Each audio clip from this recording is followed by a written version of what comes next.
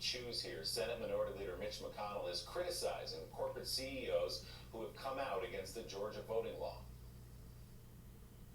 I found it completely discouraging to find a bunch of corporate CEOs getting in the middle of politics. My advice to the corporate CEOs of America is to stay out of politics.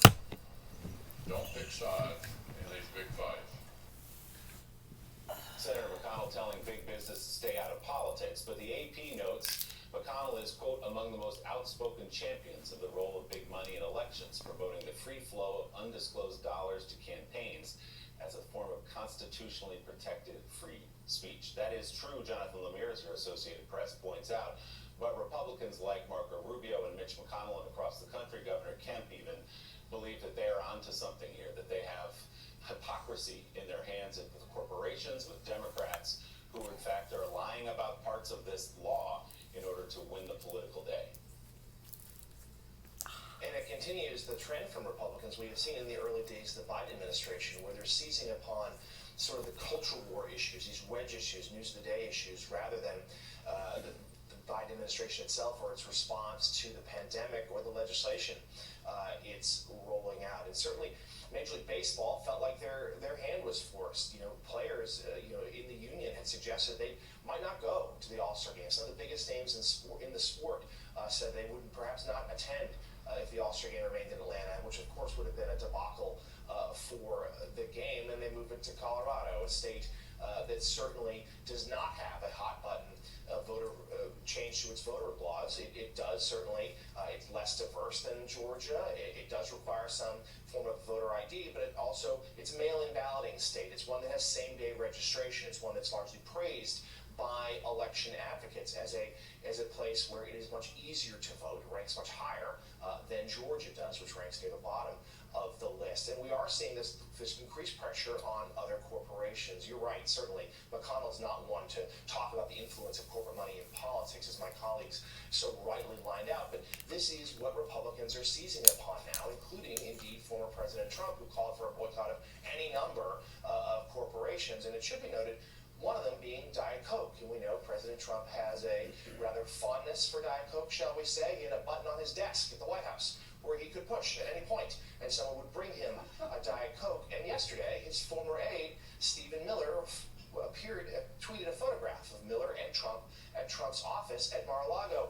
And plain as day, right there on his desk, a Diet Coke, just 2 days after he called for a boycott of the brand. Well, I, of course, have a similar button on my desk. I press the button, and Dreamland ribs, shipped in from Tuscaloosa, Alabama, are brought out on my desk. Doesn't matter what time of the day it is. It's never too early for a half rack of ribs from Dreamland, Tuscaloosa, Alabama. Hey, thanks so much for watching our YouTube channel. You can follow up on today's top stories and breaking news, or catch up on your favorite MSNBC shows all in one place. Download the NBC News app today.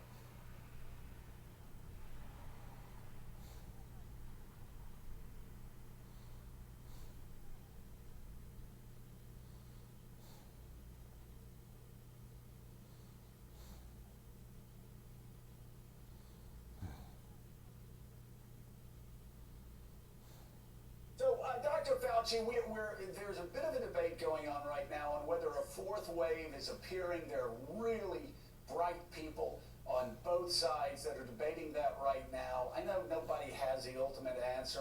What are you looking at right now in the numbers? Does it seem like a fourth wave is coming? Certainly there are upticks in cases, Joe, in multiple states. That's for sure. We had the big peak over the winter, over the Christmas and New Year's holiday. It came back down, and then instead of going all the way down, it plateaued at a really unacceptably high level. It was around 30,000, 40,000 cases per day. But then over the last few weeks, it's creeped up to 50, 55, and then 60,000 cases a day. So what's happening is that there clearly is an increase. The difference factor that's going on right now that were different from the surges that we saw last year is that we have a highly efficacious vaccine now, and every day at least 3 to 4 million people get vaccinated. We have well over 50, 60 million people who are vaccinated completely, about 100 million who are vaccinated at least partially, and every day it gets better and better. So we're looking at kind of a race between the vaccine, which is highly efficacious, and a real, I don't want to say surge, because surge means you get a really high increase. We're seeing it start to creep up now. So the real question is the efficacy of the vaccine going to prevent that from going up the way we saw it in previous surges? I hope not. I don't think so, because as long as we keep vaccinating people efficiently and effectively, I don't think that's going to happen. That doesn't mean that we're not going to still seeing increases in cases. Whether it explodes into a real surge or not remains to be seen. I think that the vaccine is going to prevent that from happening. But the other wild card of this, Joe, is that even though everybody has COVID-19 fatigue and wants to get back to normality, you see the pictures of the Texas Rangers Stadium essentially crowded.